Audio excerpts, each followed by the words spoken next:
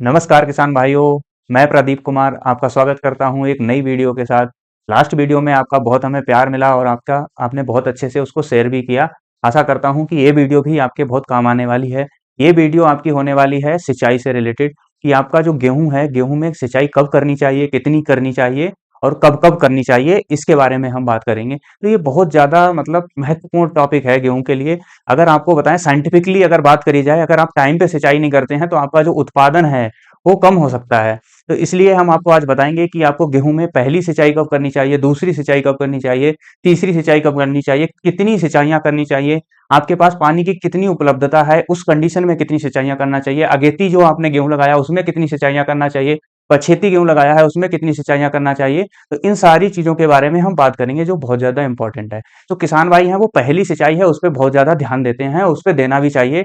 तो गेहूँ की जो पहली सिंचाई है वो आपको हम बताना चाहेंगे वो 21 दिन पे करना चाहिए। उस अवस्था को हम बोलते हैं शिकर मूल जड़ बनते समय 21 दिन के बाद सिंचाई करनी चाहिए। 21 दिन से आप पहले करते हैं तब भी ठीक नहीं है, अगर 25 दिन के बाद करते हो तब भी ठीक नहीं है, अगर 21 दिन के जस्ट आप 1-2 दिन में कर देते हो तो बहुत अच्छी बात है। आपकी फसल है वो अच्छे से स्टेब्लिश हो जाएगी, उसकी जड़ है वो अच्छे से मिट्टी को पकड़ लेगी और आपने जो भी बेसल में यूरिया और डीएपी वगैरह डाल रखा है उसको अच्छे से ले लेगी। ठीक है? तो जो आपको याद होगा पहली सिंचाई कब करनी चाहिए? शिकर मूल जड़ बनते समय करनी चाहिए। हम आपको बता रहे हैं कि जो अगेती फसल है आपकी जो इसमें 6 सिंचाइयों की ज़रूरत होती है, ठीक है?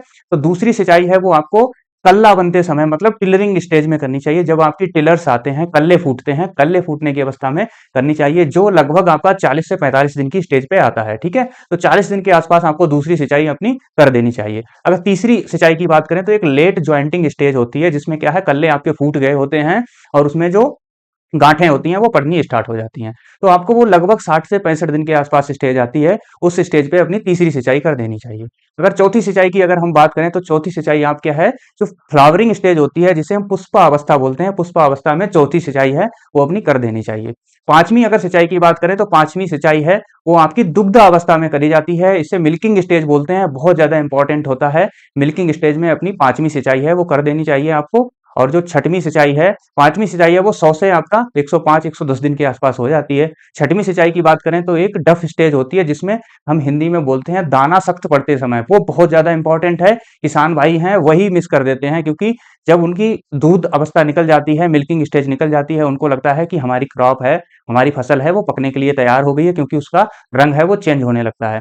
बट होता क्या है जब भी आप सख्त दाना सख्त बनते समय अगर वो डफ स्टेज में इरिगेशन दे देते हैं तो आपका जो गेहूं है उसका वजन कमता नहीं है, आपको ज्यादा वजन मिलता है जिससे आपका उत्पादन है वो बढ़ जाता है। इसलिए जो 120 से 125 दिन की अवस्था है अगर हवाएं आपके यहाँ ज्यादा तेज ना चल रही हों तो आप उस सिंचाई को जरूर दें, उसको ना छोड़ें। उस सिंचाई को देने से आपको पता चलेगा कि आपके उत्पादन में कितनी वृद्धि हुई है। तो आपको ये तो मैंने बता दिया कि जो आपकी अगेती फसल है उसमें 6 सिंचाई करनी चाहिए। जो पछेती फसल है आप नवंबर लास्ट से दिसंबर तक बोते हैं, उसमें सामान्यतः 4 सिंचाइयाँ दी जाती हैं। तो पहली सिंचाई है वो आपकी शिखर मूल जड़ बनते समय 21 दिन पे दी जाती है। दूसरी सिंचाई है वो 40 से 45 दिन वही टिलरिंग स्टेज पे दी जाती है।